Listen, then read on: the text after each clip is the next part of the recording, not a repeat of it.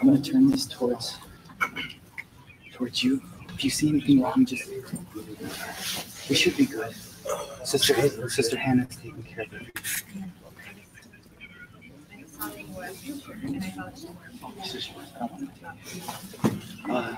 Off on this, right? Yeah, can you turn this off? The volume. It's all the yeah.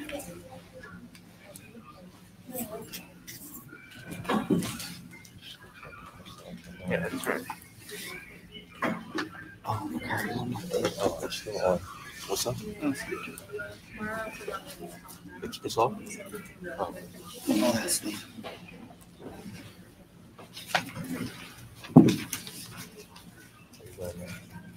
You know what that hat reminds me of? Huh? You know what that hat reminds me of? What the heck? It's from Pakistan. Yeah. And what's your name? Kader. Barbara. Say it again? Barbara Hassan. Barbara Hassan? Your last name? Yeah.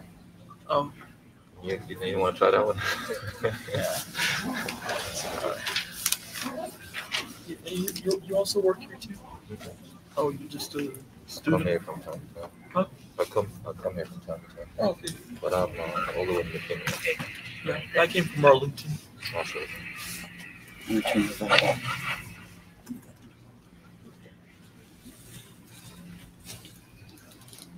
Okay. We're good to go.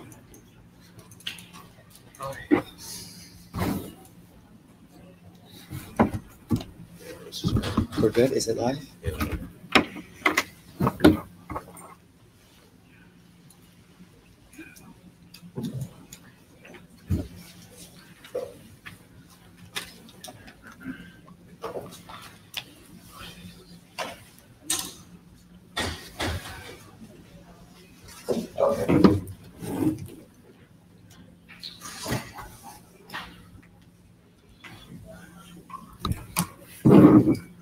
Alright, Bismillah, Alhamdulillah, wassalatu wassalam ala Rasulillah wa ala alihi wa sahbihi wa man wala.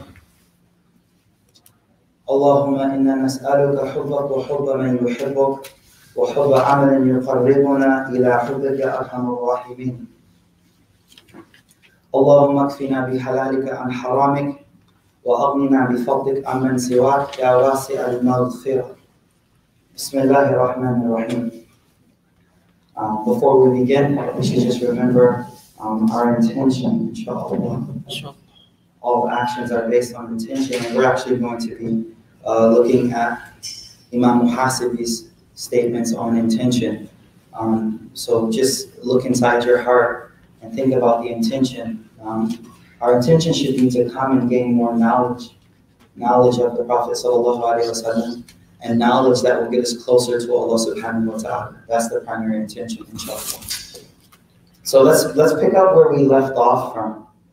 Imam Muhasibi, remember, Imam Muhasibi is writing this book.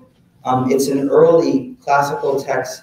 Imam Muhasibi passes away in like the year 240-ish, 30-ish. And so this is an early book, right? And he writes in a way that's very brief and straight to the point. It's really beautiful. So let's pay attention to what he says, inshallah. I'm just going to back up a little, cover a bit of what he said last time, and then we'll go forward, inshallah ta'ala.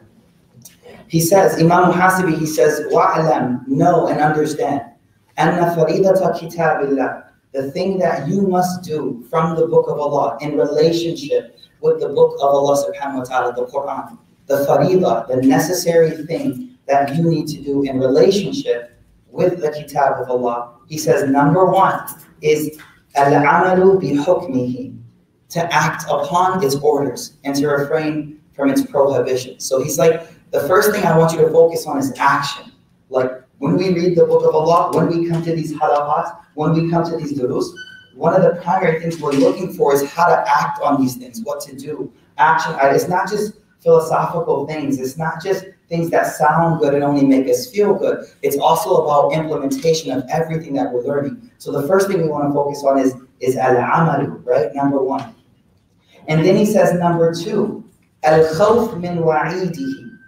Al-khawf min wa'idihi. Number two is fear regarding the warning of Allah subhanahu wa ta'ala. Now, this is important because he's teaching us that our fear needs to be with Allah subhanahu wa ta'ala, meaning like there are a lot of things that we worry about in life, like every day worrying about, whether it's social acceptance, whether it's what are people going to think about me, how am I going to be successful, am I going to get into that school that I want to get into, whatever it may be. There's so many things that worry us that we're afraid of. And what he's teaching us here is he's like, no. Stop putting all your fears in the creation. Don't put your fears in the creation. Do quite the contrary. Take your fear, all of your worries, and connect those to Allah subhanahu wa ta'ala. What does that mean? If I'm pleasing Allah, I don't care. If I'm pleasing Allah, I'm good, I'm okay. That's the primary fear, is whether I gain the pleasure of Allah. And I'm going to give you a very good example of this. I'm going to give you a very strong example. And it's apart from the seerah that we're all very familiar with. When the Prophet ﷺ was kicked out of Ta'if, that was a very, very hard moment where the Prophet was completely, alayhi salatu wasalam, rejected by everyone. There was literally no one left to bring him in and take care of him. And when he collapsed, he's covered in blood. He was just pelted with stones. He collapses, and his statements all go back to, I don't care about creation as long as you're not upset with me. And honestly, that will elevate you among so many people. That will just lift you up to a whole nother, I heard someone's like, I'm above that, like I'm above, that's old, that's probably old now, right? It's a little old, cool, whatever. So, but you gotta be above certain things. And the only way you can be above certain things is when you take that fear. And there's one more thing. He says, وَالرَّجَالِ الْوَعْدِهِ. He says, and number 3 is you have hope in what God promises. Now, this is very important because what he's trying to teach us is take your hope and expectations away from the creation and put all of your hope and expectations with Allah subhanahu wa ta'ala.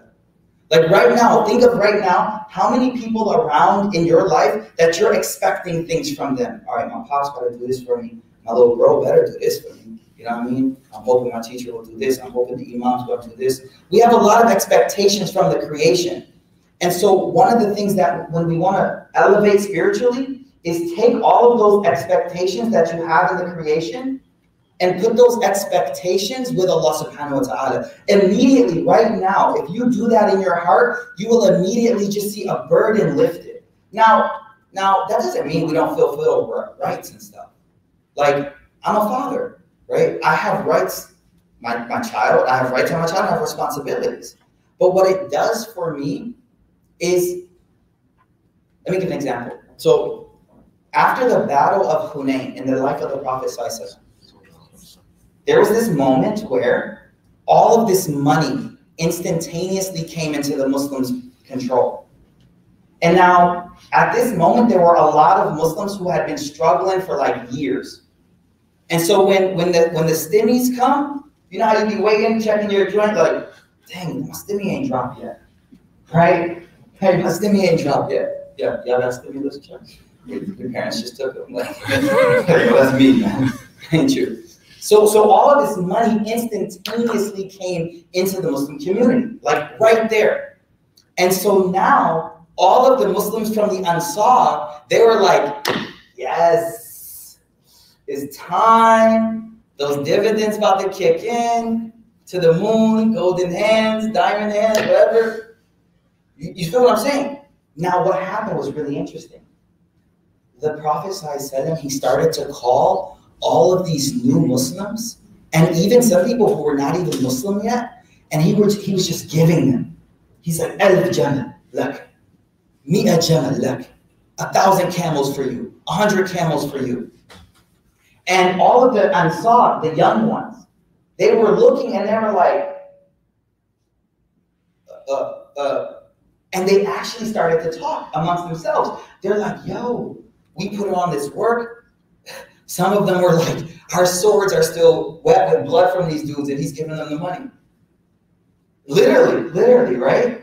And so one of Sa'd bin Ubadah, he gets word to the Prophet ﷺ, like, yo, a lot of the Sahaba, the Ansar, are feeling this. And he called them and he's like, all right, is there anyone in this room except the Ansar? And they're like, no, it's just us.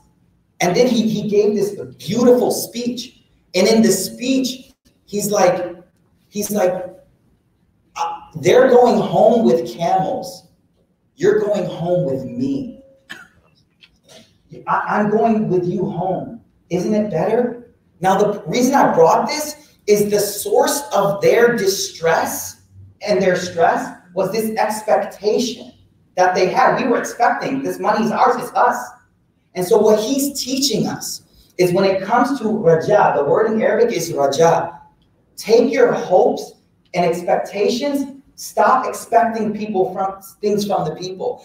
And then the Prophet said this. This was the reason why I narrated it. The Prophet explained all of this, and then he said, now listen closely to me. He said, you're going to see after me people giving preference over you.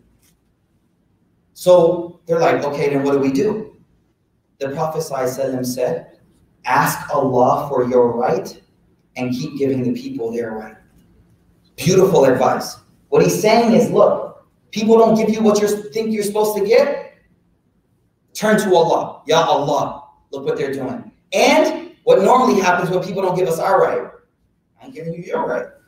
He's like, no, that's not how we act.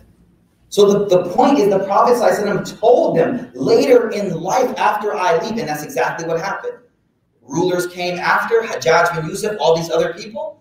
These were Sahaba, but the Sahaba were put to the back. And so the point here I thought would really help us is right now in your heart. I want you to really do this. Don't listen to what I'm saying, actually act upon it. I want you to look in your heart right now. I'm not just saying this just to say it. Let's do it, inshallah. Look in your heart right now, and I want you to analyze the expectations you have from the creation. 10 seconds, man. It's awkward for 10 seconds. Chill out.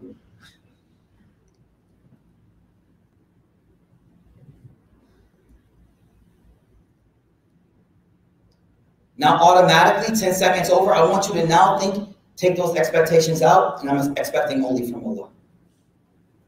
Now, my wife ain't here today, so I can use some wifey jokes. I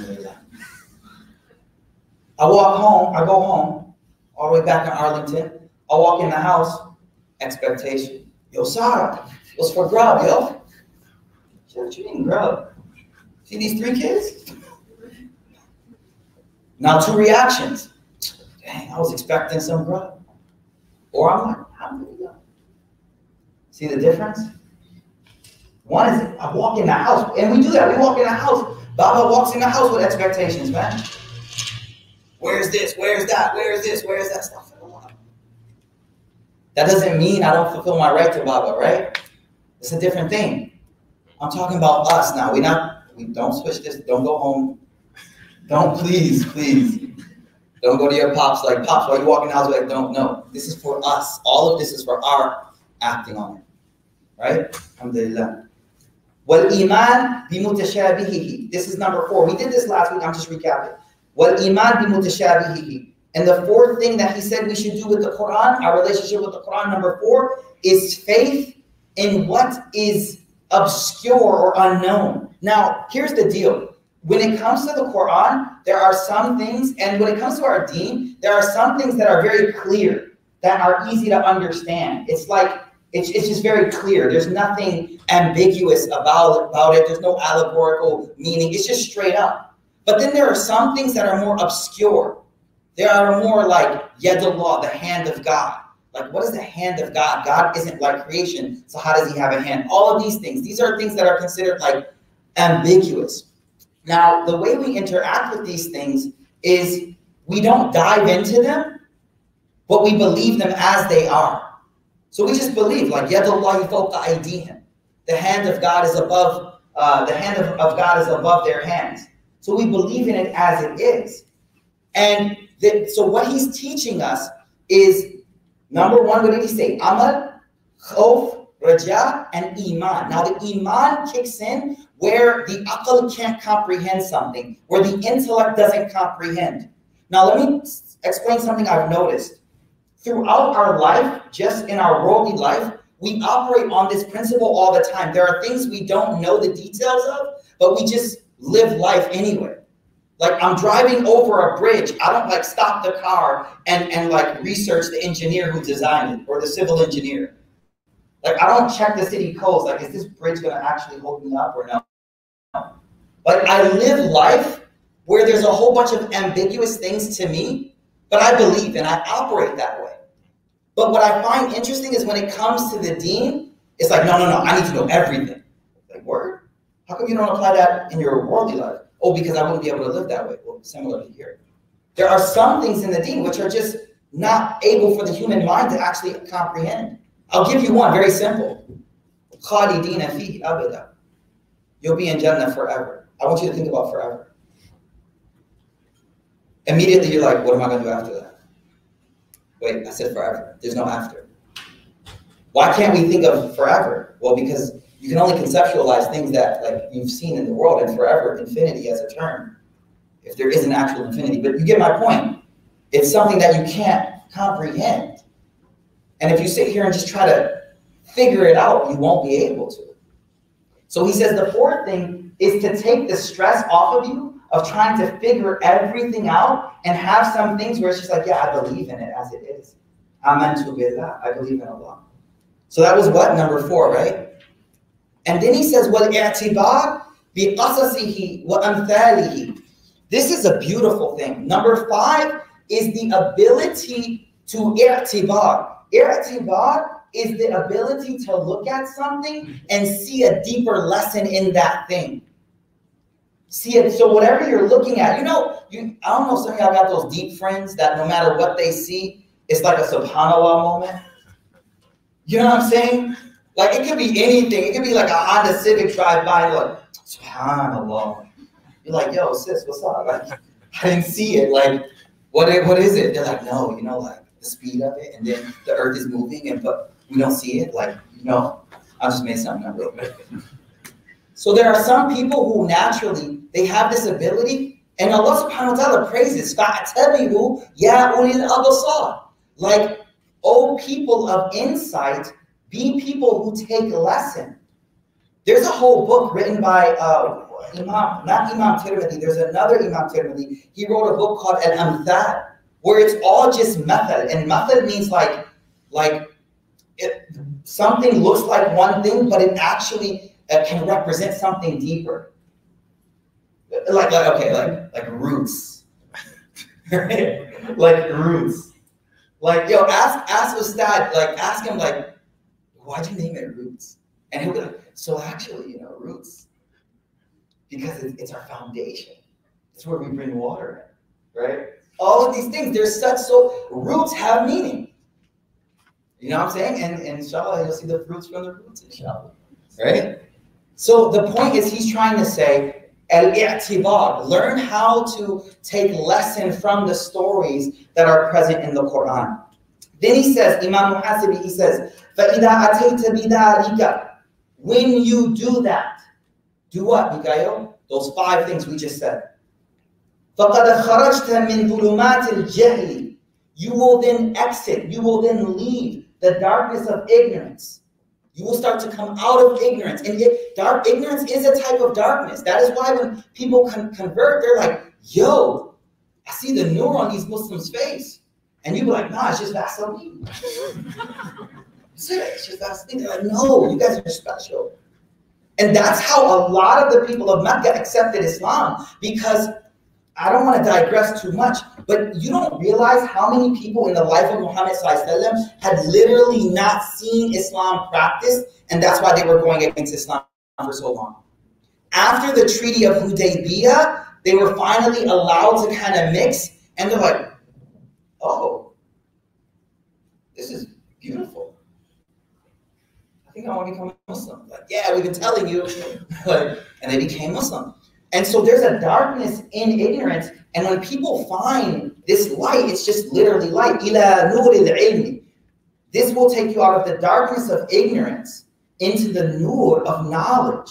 Into the nur of knowledge.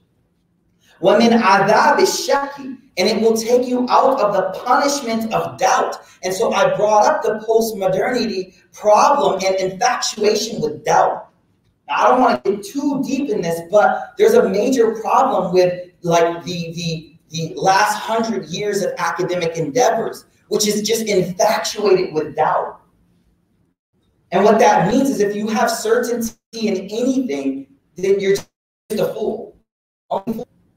We're like, no, I'm pretty certain about some things, right? And so we talked about that a little bit before. So for us, shak, doubt, raib, these are sicknesses, these are darknesses that you want to get behind you and move away from. So he says, min adab al-shaki wa min ruh al-yaqeen. He says, قال الله تعالى, الله ولي الذين آمنوا. Indeed, Allah is the friend of those who believe. يخرجهم من الظلمات إلى النور. He brings them out of darkness إلى النور. Some of y'all know what y'all was doing before y'all got spiritually woke. Straight up darkness, right? Straight up darkness. And alhamdulillah, Allah subhanahu wa ta'ala brought us over. So then he goes forward. He says, وَإِنَّمَا يُمَيِّزُ ذَلِكَ وَيَرْغَبُ فِيهِ أَهْلُ الْعَقْلِ وَالْفَهْمِ عَنِ اللَّهِ الذين عملوا في إحكام الظاهر وتنزهوا عن الشبهات. قال رسول الله صلى الله عليه وسلم الحلال بين والحرام بين وبين ذلك أمور مشتبهات تركها خير من أخذها. Imam Muhasibi rahimahullah ta'ala, he says, and indeed only people of intellect and understanding, he says, Ahlul Aql wal Fahmi anillah. So he's saying that only people of intellect and understanding will desire this nur. Only those people will desire it. Now, let's talk about this aql and understanding for a moment here. Now, throughout the entire Quran, you'll see over and over again these verses that talk about أَفَلَا تَعْقِلُونَ. Do they not think? Do they not use their intellect? Do they not understand? And in fact, we see other verses where people of Jahannam, may Allah protect us, they say things like, وَقَالُوا لَوْ كُنَّا نَسْمَعُ أَوْ نَعْقِلُ مَا كُنَّا فِي أَصْحَابِ السَّعِيرِ. They say that, oh, on the day of judgment, it's a very scary depiction. The Prophet, Allah subhanahu wa ta'ala explains, وَقَالُوا لَوْ كُنَّا. The people of Jahannam, they're being taken to Jahannam. And they say, they're lamenting over their life. They say, لَوْ كُنَّا نَسْمَعُ أَوْ نَعْقِلُ. Only if we had listened or thought. Now, this is interesting because Imam Muhasibi, he has another book, which is called Mahiyatul Aql, and he explains this verse. He says that these people aren't complaining that they were like crazy or insane in the world, or that they were literally unable to hear. No. Being unable to hear has nothing to do with your heart's ability to hear. Being unable to see physically has nothing to do with your heart's ability to see. They are completely different. I think it was Helen Keller who said, sad is the person who has sight but no vision. Like we know Helen Keller, we did the 7th grade, right? We know that, right? Seriously. But she says, sad is the person who has sight but no vision, right? And so we're not, so he says that these people aren't complaining that they were literally deaf or that they were literally incompetent. Imam Muhasibi, he says, وَلَكِنْ إِنَّمَا يَعْقِلُونَ أَمْرَ الدُّنْيَا وَلَا يَعْقِلُونَ عَنِ اللَّهِ. All they use their listening for and all they use their understanding for was dunya. It was never connected to Allah. They never listened to Allah. They never listened to the Rasul. They never contemplated. They never used their aql. And for us, I won't go too deep philosophically here, but the aql is the mukhatab. The aql is the thing that God is addressing. Your intellect. Your intellect. That's the thing that God is saying, Wake up, wake up, wake up, wake up. Think. And for us, why does God say, look at the heavens, look at the sun, because all of those things should guide the intellect back to Allah subhanahu wa ta'ala. So he says that people of understanding and intellect, and it's an amik topic, but he says they will be the people who الَّذِينَ عَمِلُوا فِي إِحْكَامِ الظَّاهِرِ. The word ihkam means to perfect something, to make it precise, make it good. He says these people will work to perfect the zahir, their external, meaning they're going to try to make their actions good. They're going to really strive to make their external form good. Like, I need to be in obedience to Allah subhanahu wa ta'ala. And what do they do next? Now pay close attention. وَتَنَهْزَهُ عَنِ الشُّبُهَاتِ. And they avoid doubtful matters. All right, so this is an interesting conversation. He brings a hadith next. There's a hadith where Rasul sallallahu alaihi wasallam, he said this. This is a really important hadith. Ustad Murphy, he just started Arba'in, I think, yesterday, for 30 and up, right? And one of the hadith that Imam Nawawi mentions in Arba'in is this hadith I'm going to share with you. It's a hadith, if you've never heard it before, I really want you to memorize or know this hadith, okay? Rasul sallallahu alaihi wasallam, he said, Al-halalu bayyin. Al-halalu bayyin. The halal is clear. It's explained, it's clear. Wal-haramu bayyin. And the haram is clear. وَبَيْنَهُمَا. But between these two things, umur mushtabihat. There are a lot of things that are unclear. There are a lot of things that are unclear. Now, let's stop. What does this mean? There's a few meanings I'm going to share with you here. So, I'm not going to geek out too much, but alhamdulillah, let's go into it a little bit. Some scholars say what this means is that for scholars of the religion, like people who study the deen, like they're just like enrolled in year 3 qalam, you know what I mean? I had to give a shameless plug, yo. What's that? I gotta give a shameless plug, right? Okay. For those people who study the religion, the halal is clear. Like they know that's halal. And then they know this is haram. But for them, even students of knowledge, there are things where they're like, I don't know, yo. I'm not quite sure. I'm not quite sure. Now, so that's one way to understand this, that al-halalu bayyin wal-haramu bayyin. But here's the deal. What about me and you, yo? Like, I didn't study the deen. I don't. It's all kind of hazy to me, right? So here's the deal. I'm going to make it really simple. Put it like this. There's things that you can do them and you say, alhamdulillah.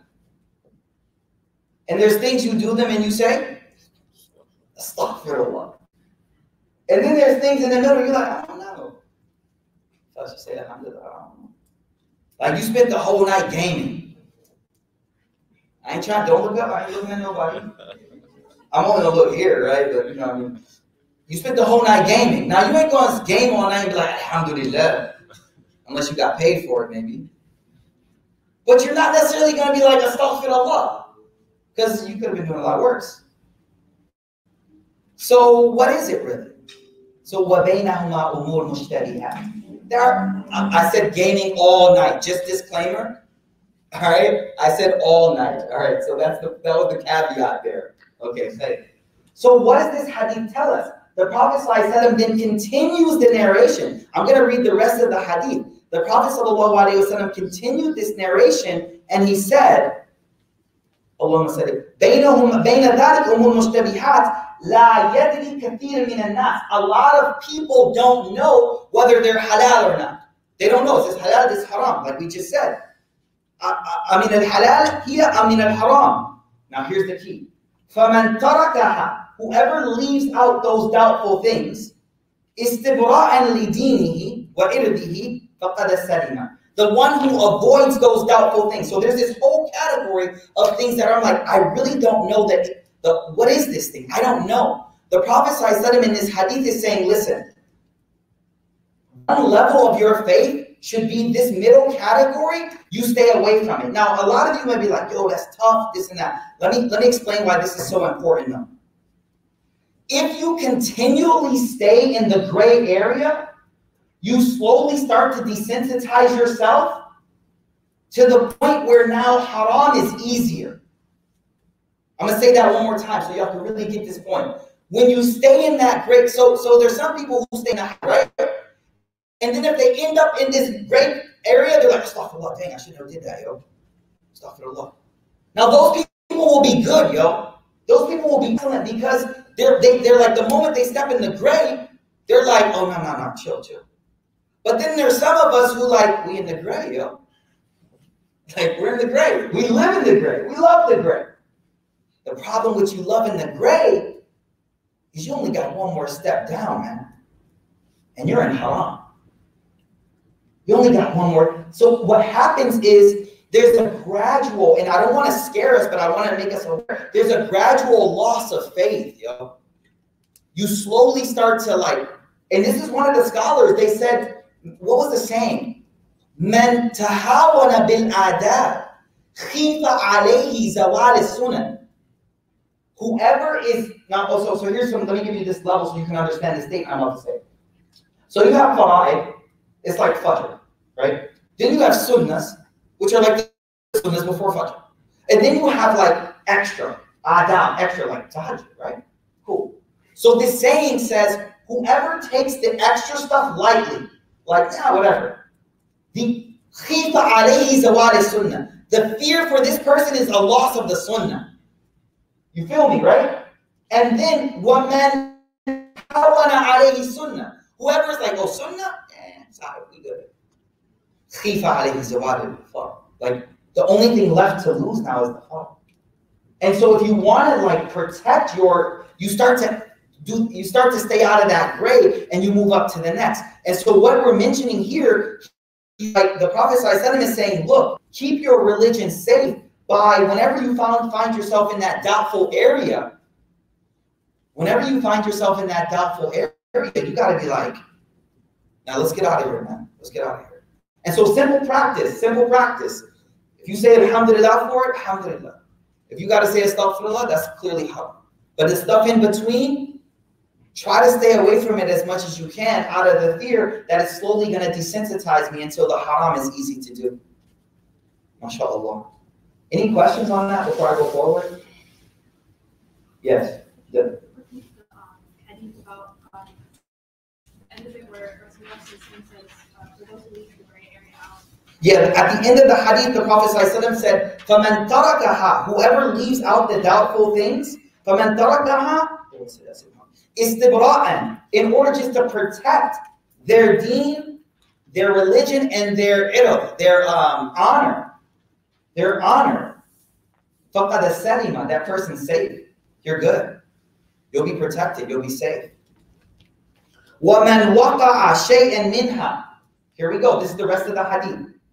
Whoever falls into those doubtful things, يُوشِكُ أَن يُوَقِعَ الْحَرَامِ. Literally, the Prophet says, it's very soon you're going to end up falling into haram. And then the Prophet gave this example. He said, like, imagine there's this like land that's like protected land of the king. And you're a shepherd, right? So you take out your sheep to go grazing. But you know you're not supposed to go there.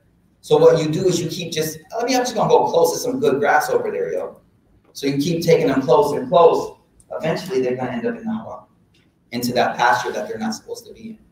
So this is a concept. And the way I want you to think of it is I really want you to think of it like, no, if I get used to this gray area stuff, then the haram is just going to become too easy for me. So Imam Muhasibi says, وَتَرْكُهَا خَيْرٌ مِنْ أَخْذِهَا. Next issue. The next thing Imam Muhasibi says, complete topic change. Imam Muhasibi says, فَابْحَثْ عَنِ النِّيَّةِ وَأَعْرِفِ الْإِرَادَةِ فَإِنَّ الْمُجَازَةَ بِالنِّيَّةِ. قال رسول الله صلى الله عليه وسلم إنما الأعمال بالنيات وإنما لكل امرئ ما نوى. Imam Muhasibi is, subhanallah, man, beautiful. He says, فَابْحَثْ عَنِ النِّيَّةِ. Scratch away at your intention. Dig, investigate, figure out your intention. And وَعَرِفِ الْإِرَادَةِ, and know what your desire is. This is really profound. The beginning of all spiritual progression, everything. Listen, I'm not exaggerating whatsoever. The entire spiritual endeavor of being a good Muslim is based on what he's saying right now. Figure out your intention and know your desire. Here's the deal. Imam Ghazali says this. Imam Ghazali says, when the human being is created in such a way that we desire what is good for us, and we naturally don't incline towards what is harmful to us, normally. Like we see fire, we normally run away, right? We see something bad, we run away from it. But we see something that we like, and we incline towards it, this natural thing. So Imam Ghazali says, look, the first thing that happens is that the human being sees something. When the human being sees something, it may not cause a spark inside because of the next thing, which is knowledge. The next thing they need is knowledge. Knowledge of either the harm or the benefit of that thing. You take a child that's never seen a gun before. You put the gun there, the child just picks it up. They don't know. You take a teenager, they're like, oh, hold that back. Right? So first is the sight. Second is the knowledge of the impact of that. Now, he says after that is something subtle. After that comes irada, the desire. By testing, investigating, and learning what you desire, you learn a lot about your health. Imam Ghazali says this. Listen closely. Someone is sick. I got a better way to put it this. You ever, little brother, little sister, infant, or your own child when they were infant. When you call the doctor and you're worried about them, what is the main thing the doctor is going to ask you? We're talking about a child that can't speak yet. You say, I'm worried, maybe he's not feeling well, this and that. There's a key question. I got 3 of them now, so I already know. My sister's a pediatrician, so we got the hotline, bro. She asks one question all the time. Are they eating? Are they eating? Imam Ghazali says, what this shows us is that a sign of health is the desire for something that is naturally beneficial for you. Food. We all like food. It keeps us strong. So when we see it, we're like, oh, yeah, okay. But the reason why the doctor asked that question is because if this child hasn't eaten all day and has no desire, there's something wrong. You feel me? So what we're learning from this is he's saying by learning how to investigate and question desires and inclinations, you're able to assess your own spiritual well-being. What does this mean, Mikhail? Well, when I see good things, do I desire them? When I see good things, do I desire them? Yeah, I see something, I do desire it. Okay, that's good. That's amazing. Your intention, your heart desires it. Does it mean you always do it? No, it doesn't. This is why there's a saying, subhanAllah, there's one statement, the narration, if I can find the narration, Niyatul mu'min khayru min amalihi. The narration is the intention of the believer. Brothers and sisters, this is one of the most inspiring narrations you will ever hear. Niyatul mu'min khayru min amalihi. The intention of the believer is more powerful, better, more important than the actual action. I'll prove it to you. There was a man, this is a Sahih narration. There's a man who lived his whole life in sin. Entire life. I mean, he didn't spend a day obeying God. In his wasiyah, he wrote down, oh family, when I die, burn my body and spread my ashes as far as you can. Okay? Spread them as far. This is a sound narration. The Prophet ﷺ tells us when this man is resurrected, Allah subhanahu wa ta'ala will say, why did you say that? And he will say, if there is an Allah, and if Allah is real, and I know what's going to happen to me, I was trying my best to separate my body as much as I could. Separate my body so that, like, I'm trying to avoid your punishment. So here's the deal. The hadith tells us that Allah subhanahu wa ta'ala forgave him because of his ma'rifah, his knowledge and fear of God. But here's the deal. The action itself is not even permissible. The action itself is not allowed. But even though the action is not allowed, his niyyah was so pure, it was accepted. That was his jannah. That was his jannah. Now, don't get me wrong. There's ignorance there, and we have to educate ourselves, no doubt.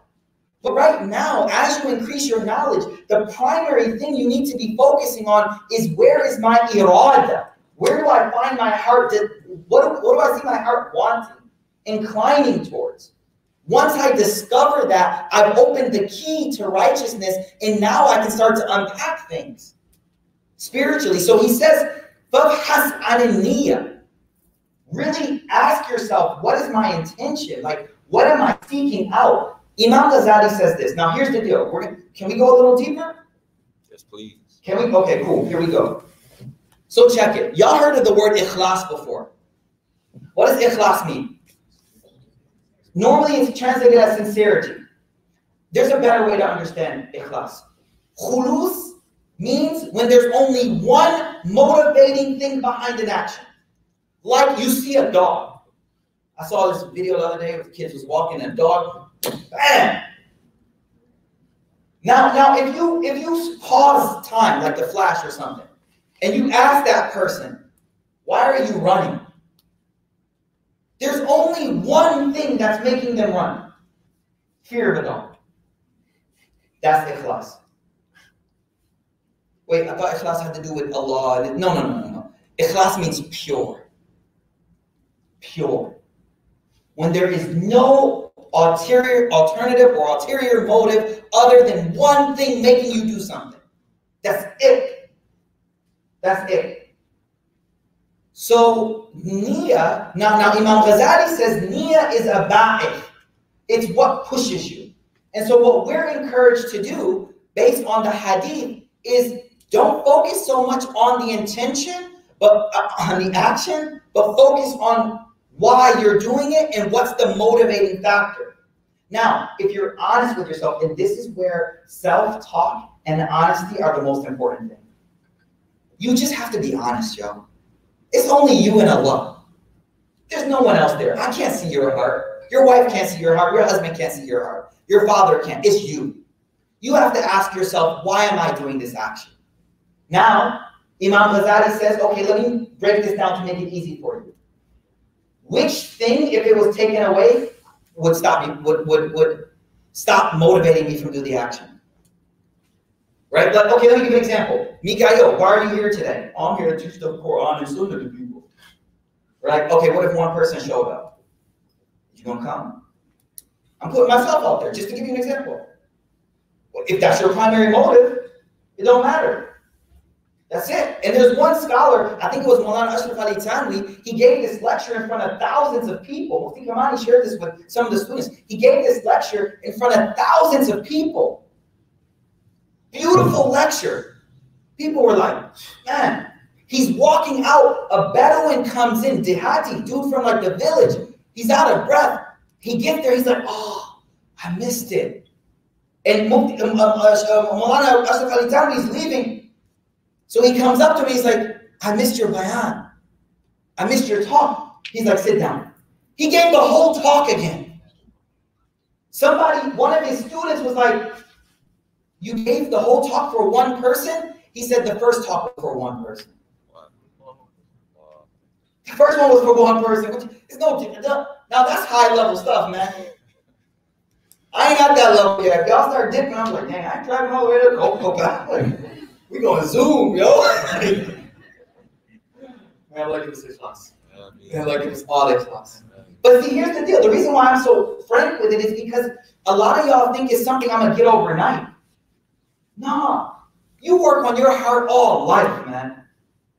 You work on your heart all life. And every day you check in your heart. You check in your heart. Why am I doing this action? Why am I? Now let me say this though. When you're in an environment that is not conducive to good deeds, you don't even, like, ikhlas ain't even an issue for you. What do I mean? When your family be like, well, why are you wearing hijab? Since when did you get pious? Why are you praying, bro? Since when did you? There's no need for ikhlas there because you pushing through the ikhlas. They hating on you for doing that. Where ikhlas is a problem is when the environment is conducive to piety.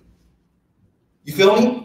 When the environment supports piety, that's where it's like you start getting props, you start getting social capital for doing good deeds. That's where you gotta check yourself. So it all comes down to the primary motivator behind the action. Now, Imam Ghazali goes so deep where he actually says when it won't count and when it will count. And what he says is لِلْأَكْثَرْ حُكْمُ الْكُلِّ. He says when the dominator, 51%, is for something else, you don't get the reward for that. Like 51% was to please y'all, not Allah, I'm done. No thought for this action. But if like 48, inshallah, I still get some good deeds. You feel me? So don't feel like, oh, I see. The reason I say that is some of us, we feel like, oh, so what's the point? Like, I'm never going to reach that stage. So we're like, no, you got to push through. You know what I'm saying? You got to push through. You feel me? Alhamdulillah.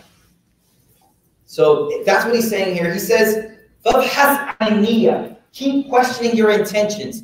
Keep asking yourself, what is my intention? What is my intention? What is my intention? Why am I doing this? Why am I doing this? Keep doing that. And you have to know your desires. Like, just a lot of self-examination. When you see yourself doing an action and you didn't like how it came out, you got to ask yourself, like, what's up with me? What desire is there making that action happen? Mikael, what is it that you're missing? There's something there. And when you discover that, now you can treat the sickness, not the symptom. You feel me? Okay, let's get deeper, okay. You have this is easy stuff though. You have like a sibling who's always acting out. This is easy, I'm giving the easiest one, right? And a lot of times that stuff has to do with like attention, like no love, attention, whatever. So those are easy. You're like, all right, yo, little man desires some attention, man. Let me take him to the park and play ball with him. The symptom is the showing out. The sickness is a desire. He desires attention. So treat the sickness, not the symptom. Same with yourself. Same with yourself. You got to be able to spend time by yourself. I mean, this like 161 is long as heck, man. So it's a lot of like contemplation time on that joint. Just turn everybody like the radio off and just contemplate. Like, oh, dang, why did I say that? What's going on? You know what I mean? Now there's Bluetooth. No, don't want to know if you're talking to yourself no more. Back in the day, people would be like, yo, what's up with that person? Now it's like, they're on Bluetooth. Talking to yourself, trying to figure out what's the thing. Go. Alhamdulillah. So again, this is a beautiful line. I'm staying here for a moment because all of us, and here's the next thing, hold on. You know what this also solves? Sometimes you want to do something, but the circumstances don't allow you to actually do it. That's where intention comes in. Like, I shared this with you before. I know I shared it with you, but I'm going to share it again. The one Sahabi who comes late for prayer, he comes late for prayer and everyone's walking out. And when he sees them walking out, he goes, ah. And the other Sahabi's like, why'd you say ah? He's like, because I missed the prayer. He's like, I'll trade you the reward for my prayer for your feeling of missing it. I'll trade you the reward. Because you got so much reward because you desired it, but you didn't get it. You desired it, but you didn't get it. And so that tells us too, maybe Allah holds something back from us, and that desire just is getting so much reward in the sight of Allah subhanahu wa ta'ala. And I don't want to go this far, but sometimes even a sin can bring out ikhlas from you, like, subhanAllah. I'm not encouraging sin, but I'm showing you sometimes that desire can even come out. What do I mean by that? Like a person disobeys, this is a well-known statement, a person disobeys Allah, and the feeling created from that creates a love that Allah has for this person, whereas another person obeys Allah, and the arrogance created from that creates a disdain from Allah for that person. So I'm not encouraging sin, but the desire is what Allah subhanahu wa ta'ala looks at. So fix the niyyah, God, fix the niyyah. Anytime you're acting, question, why am I doing this action? What's the motivation? And there are so many narrations where the Salaf al-Salih, they would say, like I'll just share a few narrations. قال يوسف بن أصبات تخليص النية من فسادها أشد على العالمين من طول الاجتهاد. He says that fixing your intention from being corrupt is harder than long exertion and action. What he's trying to say is there are some people who can stand up for tahajjud or do all these good deeds fast like all week. But if you tell them to focus on your intention, they can't do that for you. So he's trying to highlight, like, it's more important to focus on your intention than to focus on the action. Because when the intention is sound and the action is little, done, you're accepted. Does that make sense? The Prophet ﷺ said that there will come a group of people that will spend mountains in sadaqah, and it won't be equal to a handful of wheat that my Sahaba gave. The Sahaba say it was all, the companions, the scholars, they say it's all because of intention. The pure intention in that action. Allah give us tawfiq. But by no means should this discourage you. If you start to analyze your intentions and you realize they're not pure, don't get discouraged. Fight through it. Fight through it. Fight through it. What are the 3 times to rectify intention? Before, during, and after. So before the action, you check. I'm doing this for Allah. And even just say it. Just say it. I'm doing this for Allah. While you're doing the action, thoughts come. No, this is for Allah subhanahu wa ta'ala. And then after the action is over, don't tell anyone. Keep it to yourself. Keep it to yourself. So he says, فَإِنَّ الْمُجَازَةَ مُجَازَةَ بِالنِّيَّةِ. He says, because all reward is based completely on niyyah. The Prophet ﷺ, he said, إِنَّمَا الْأَعْمَالُ بِالنِّيَّاتِ. All actions will be judged based on the intentions for which they were done. وَإِنَّمَا لِكُلِّ امْرِئٍ مَّا نَوَى. And for every person, for every human being, they will get what they desire. If you desire fame through your action, you'll get that. If you desire popularity through your action, you'll get that. But if you desire Allah and the Rasul. Now the completion of this hadith, I'm going to complete this hadith and we'll stop there. The completion of this hadith is the Prophet ﷺ explained al-Muhajir bin Qais. So this is a well-known hadith. There's a companion who, so hijrah is to migrate from Mecca to Medina, right? And at that time, there was a lot of reward for it. Obviously, because it's hard to do, number one. And you're leaving all your family, you're leaving all your social environment, you're leaving so many things behind you, right? Now, there was one brother, Sahabi, radiallahu anh, who, there was a sister in Medina who liked him. And she was like, well, if you come to Medina, we can get married. So, 2 birds, 1 stone, right? You know what I mean? Plus, isn't nikah like ibadah? And nikah min sunnati, right? No, Ibrahim? Nikah is sunnah, right? Right?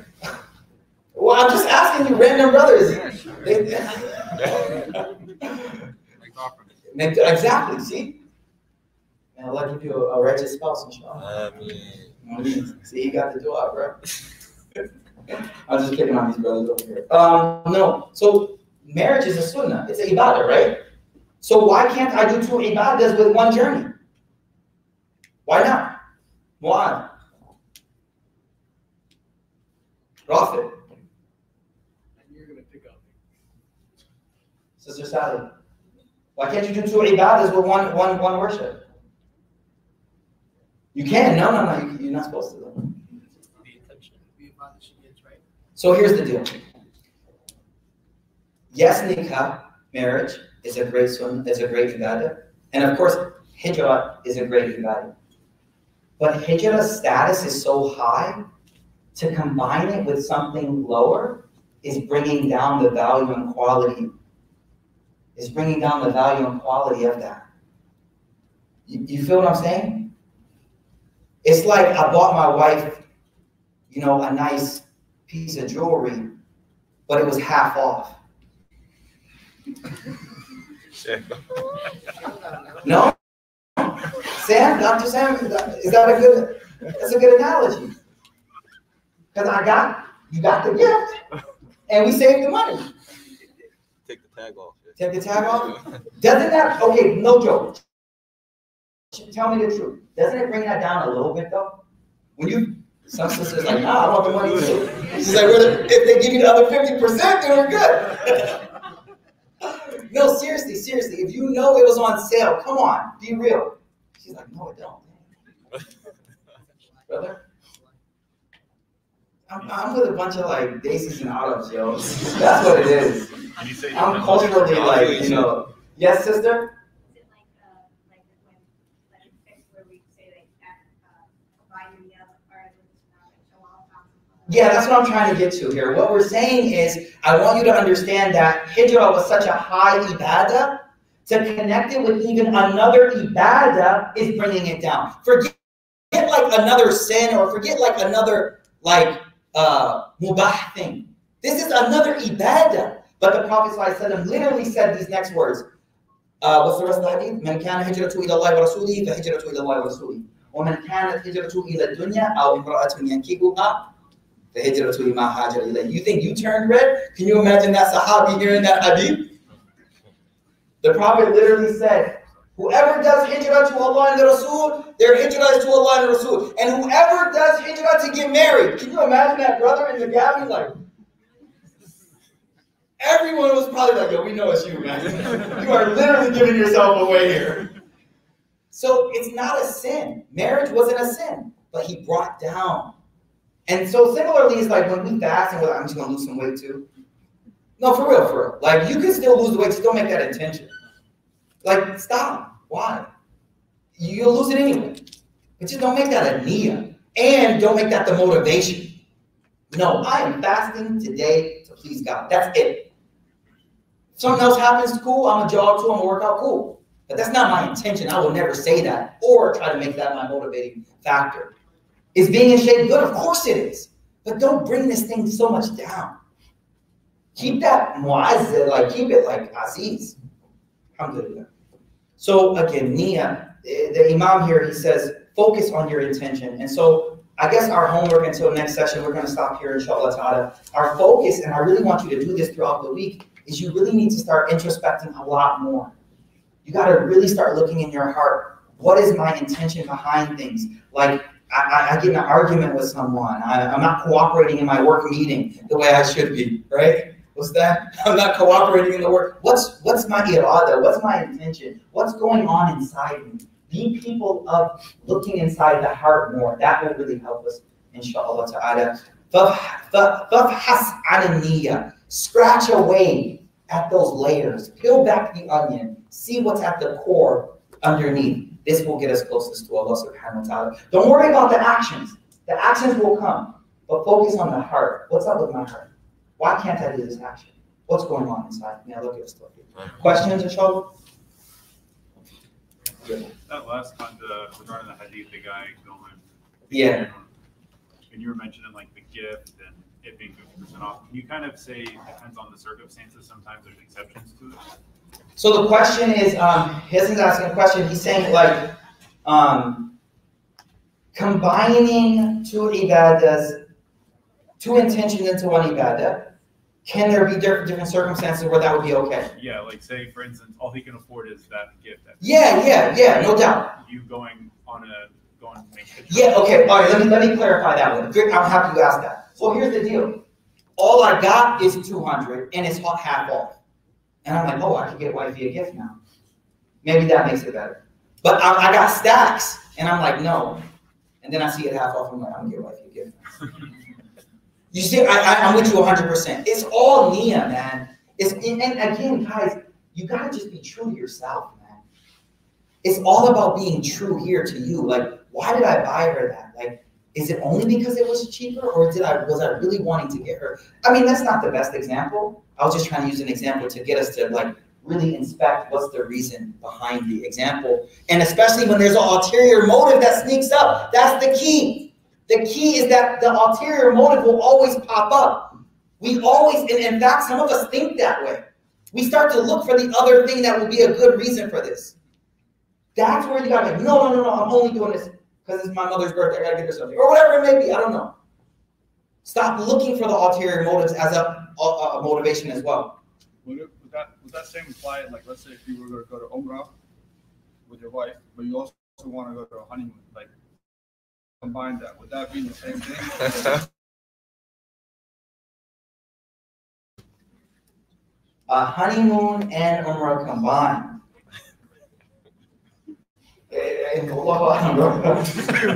Let's meet afterward. We got to talk about the intentions there, okay?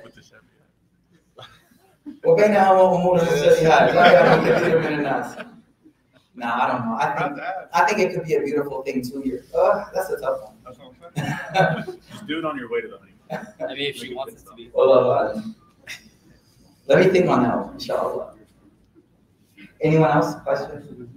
So just to recap, we went over the 5 things that are connected to the Quran. We then went over mushtabihat, those gray areas. Stay away from those. Those will really put you into haram. Stay away. No. We don't know if it's halal. All right, let's bounce. No, we're not doing that. And then the last thing we talked about is niyyah and irada. Remember what I said, a baby not eating food, no inclination to what is good. That is a sign of something wrong, right? So same way, if I don't have an inclination, desire to good things when I see them. I see people praying. I don't want to pray. It doesn't do anything. I see people reading. I don't care. I see good things and not have a desire. Ooh, maybe I need to investigate a bit more of my attention in my heart and see what's going on, right? Or likewise, haram. I see haram and I'm all on it. I'm like, yeah. I gotta check myself. So yeah, may Allah subhanahu wa ta'ala give us tawfiq. Inshallah, let's make a dua. Subhanaka Allahumma wa bihamdik. Nashhadu an la ilaha illa anta nastaghfiruka wa atubu ilayk. Ya Allah, we ask you to give us the ability to act upon what we have learned here today, Ya Allah. Ya Allah, we ask you, Ya Allah, rejuvenate our iman, Ya Allah. Ya Allah, we ask you to rejuvenate our faith, Ya Allah. Make us strong Muslims, Ya Arhamar Rahimin. Ya Allah, give us your love, Ya Allah. We ask you for your love, Ya Allah. We ask you for your love, Ya Allah. And we ask you to give us the love of your Habib Muhammad sallallahu alayhi wa sallam, Ya Arhamar Rahimin. Ya Allah, we ask you, Ya Allah, alleviate the suffering and struggles of our brothers and sisters around the world, Ya Arhamar Rahimin. Subhana rabbika rabbil izzati amma yasifun wa salamun ala al-mursalin walhamdulillahi rabbil alamin. Jazakumullahu khairan. So, guys, you guys